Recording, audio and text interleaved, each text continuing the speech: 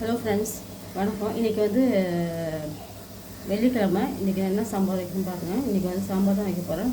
கடன்னு 5 மினிட்ஸ் ஒரு 10 மினிட்ஸ் சாம்பார் வச்சுக்கலாம். நான் இப்போ வந்து வெறும் தண்ணியில் கொஞ்சோண்டு குழம்புத்தூள், உப்பு, ஒரு தக்காளி போட்டு கரைச்சி கொதிக்க வச்சுருக்கேன். இங்கே பார்த்தீங்கன்னா காயை வந்து ஒரு விசில் விட்டு குக்கரில் வச்சு வேக வச்சுருக்கேன். இதை எடுத்து இதில் வைக்கிறேன்.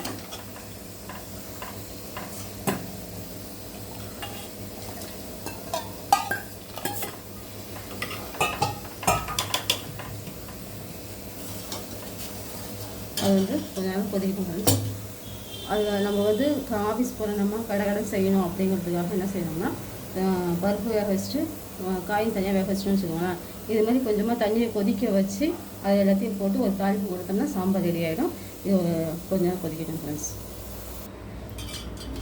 சாம்பார் இப்போ நல்லா கொதிக்க ஆரம்பிச்சு ஃப்ரெண்ட்ஸ். இப்போ வந்து நம்ம வேக வச்சு வச்சுருக்கோம் பார்த்தீங்களா பருப்பு, ஒரு 3 விசில் விட்டு வச்சுருக்கேன் நான். இந்த பருப்பை எடுத்து இப்போ திரும்ப அதில் ஊற்றுறேன். நான்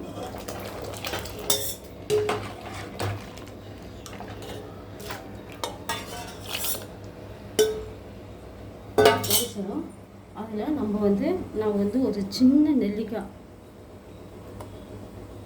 நெல்லிக்காய் சைஸுக்கு வந்து புளி ஊற வச்சுருக்கேன் ஃப்ரெண்ட்ஸ். அந்த புளி வந்து லேசாக கரைச்சி நம்ம சாம்பாருக்கு ஊற்றிடலாம்.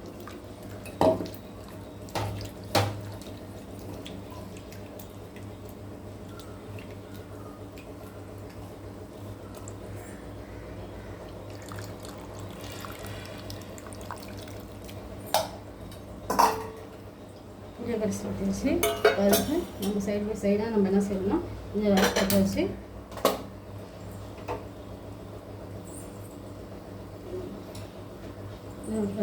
அதை வந்து ஒரு கடாயை போட்டுக்கணும். அது என்ன சொல்லிங்கன்னா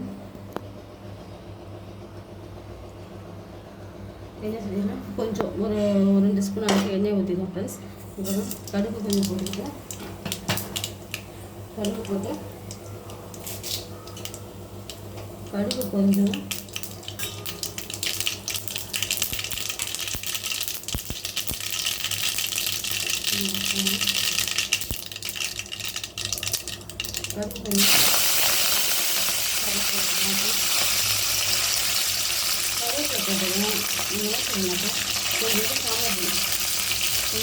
ஒரு ஸ்பூன் வந்து சாம்பார் பொடி போட்டுட்டு அடுத்த செகண்ட் டே நம்ம இந்த கொதிக்க வச்சுருக்கோம் பார்த்தீங்கன்னா சாம்பார், இந்த சாம்பார் கொஞ்சமாக ஒரு கரண்டி எடுத்து வச்சு வச்சுட்டு நான் வந்து அடுப்பு ஆஃப் பண்ணிட்டேன். சரிங்களா?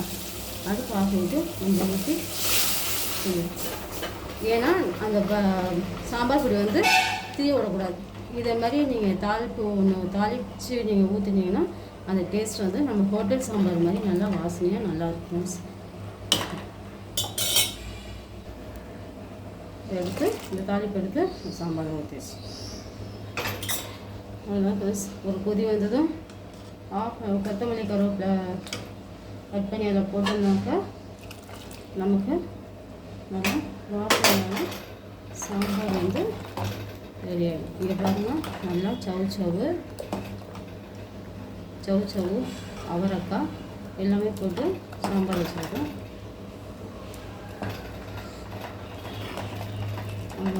கொஞ்சம் நம்ம கொத்தமல்லி கருவேப்பிலை போட்டு ஆஃப் பண்ணிடலாம்.